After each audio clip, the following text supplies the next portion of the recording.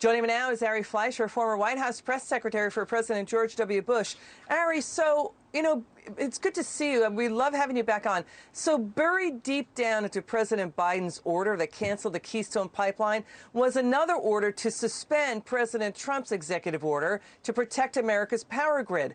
Trump's order blocked any foreign adversary like China from putting their own technology and machinery in our nation's bulk power system that delivers power to the entire country. What is going on here? I don't know, Liz. This is baffling. I can only wonder, did somebody in the Biden administration overlook this? I cannot imagine they would have done this willfully. And I don't think this is a partisan issue, a Democrat-Republican matter. So the benevolent side of me says they just missed it. They shouldn't do it. They need to go back and restore it. Russia used cyber warfare to shut down the electric grid in Ukraine during their war with Ukraine. We do not want to let any foreigner, any adversary be able to do anything like that with America's grid. If anything needs to be self-reliant, it ought to be our grid. Yeah, so the bulk power system, it includes electric power substations, transformers, high voltage power lines, other equipment necessary to move electric power from electric plants to consumers. The Biden order says OMB and the Energy Department, you got to look at this for 90 days. And the thing is, wasn't the solar wind story a big story that showed Russia already cyber hacked the software running our systems, including our nuclear energy? So why do this? Why weaken cybersecurity defenses? You point out Ukraine. You're right. We just don't get it. That's why I say that this is baffling. And maybe this is something that just got caught up in an over-review of all the executive orders of the President Trump. And this new administration wants to review them for a period of time. And they didn't realize they had this one in there as part of their normal review. Look, new administrations do reverse a lot of their previous administration's executive orders. It's why laws are better than executive orders.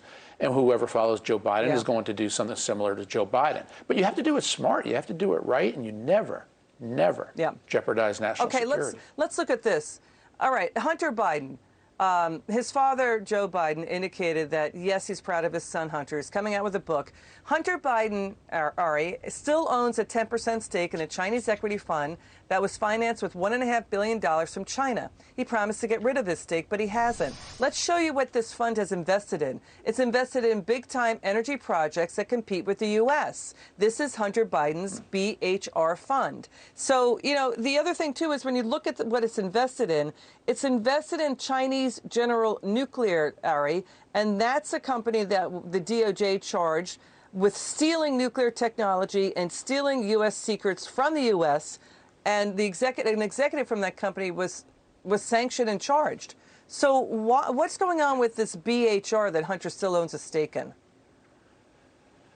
Look, this is, on an ethical level, highly worrisome. And you know what stops people from making ethical misjudgments like this?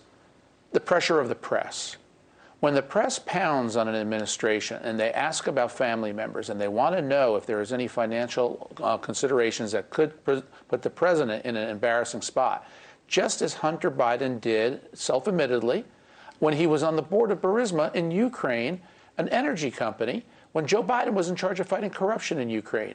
He later admitted it was a conflict of interest. He shouldn't have done it. The State Department went to then Vice President Biden and said it was a conflict of interest. But if the press doesn't bang on you about these things, people in government can sweep it under the rug. And so the problem here, Liz, is the only people raising these issues are conservative networks. The New York Times, NBC, ABC, CNN, they're all giving the Biden family a pass. This is not an issue to be given a pass. It's an issue to draw a black line. Yeah, and Senate Republicans, including Chuck Grassley and Ron Johnson, say this is a serious issue. Just take out the names.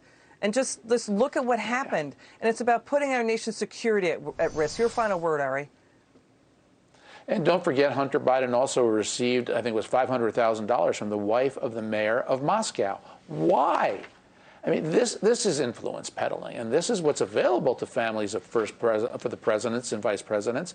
If the family can't stop it, public pressure has to. Hunter looks like he wants to keep making money off of these deals. All right, Ari Fleischer, you're terrific. Thanks for joining us. We really appreciate it. Thank you, Liz. Good to be with you.